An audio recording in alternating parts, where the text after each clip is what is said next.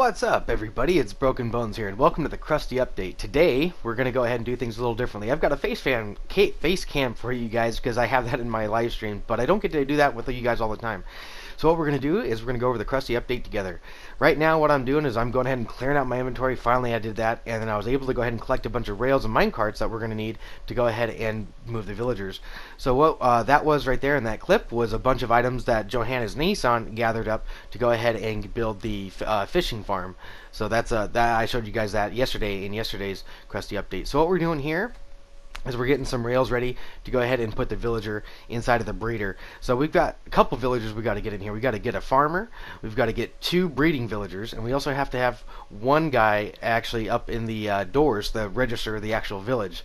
So we had all that done, and here's the adventure going through that. So we finally reached the top of the mountain, and once we did that, we had to go over to where we hid the villagers. Some of the villagers died, and I don't know where they went. I don't know if somebody killed them or if a zombie got them. I wasn't really sure. I don't like to blame it on anybody just in case it was an accident, but nonetheless, it's just annoying when something so hard to work with goes missing. So nonetheless, we got these villagers there safe and sound. This was Tiny Tim. Irish lad actually got this guy, and he was like, make sure you get Tiny Tim there safely, and I was like, don't worry, Broken Bones is on the job, we're gonna get it done. So what we did is we went ahead and went back to the tunnel that we had dug down right here, and I had Johanna's Nissan, one of our new players, go ahead and run some tracks all the way down to the actual village breeder. So what I did is I went ahead and took the tracks from this point and I looped them back around, and we continued back toward the farmer villager. So once we came back all the way here, as you can see, the villager was still there. We wanted to spread the entire Krusty crew out along the entire rail system so the villager would stay safe. So when I pushed him along, he'd be safe and sound. So there he goes. He gets sent on his way. And as you can see, he went all the way down there into the farm. So he made it safe and sound. So Tiny Tim's all right. So as you can see, we went ahead and let him out of the minecart there.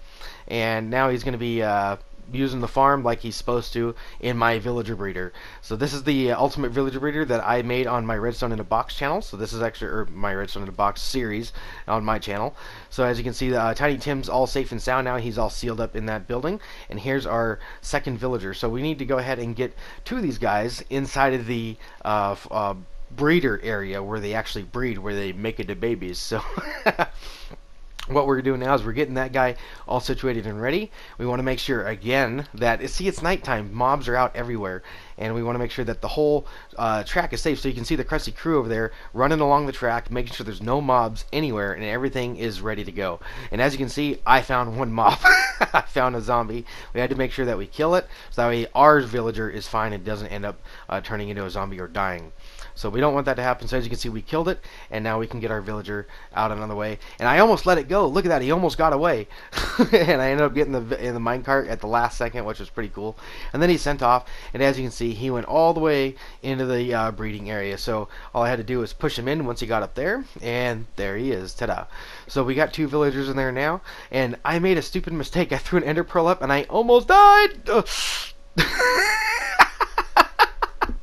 Oh, I don't know why I do that, but nonetheless, here's the last villager that we need to get inside the system. This is the one that registers the doors as an actual village, and this is also one that we want to trade with. This is a cleric villager, and as you can see, he comes in there right now.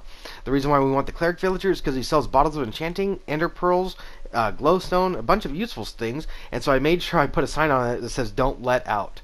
We don't want to let them out. So what I had to do now is I actually had to put some glass all the way up at the surface above the doors to make sure that they got registered, and I left a piece of cobblestone in there, and again I tried to ender pearl and fell all the way down again, almost died. So then I finally ender pearled a second time, and this time we got it. We got the piece out. So here's the ender pearl. Here's the successful landing. I ate myself a golden carrot, waited for my regen to reboost, and then we broke that and landed on down, and I almost got killed by an endermite. So nonetheless, we had some fun building this thing. So, but yeah, that's it. That's the entire thing done. We finally got ourselves a villager breeder all done and ready. So I hope you guys did enjoy today's Krusty Update, and if you did, please remember to hit that like button, and if you really liked it, please remember to subscribe, and as always, share this video with all your friends. I'm Broken Bones, and I will see you guys next time. Take it easy, everybody.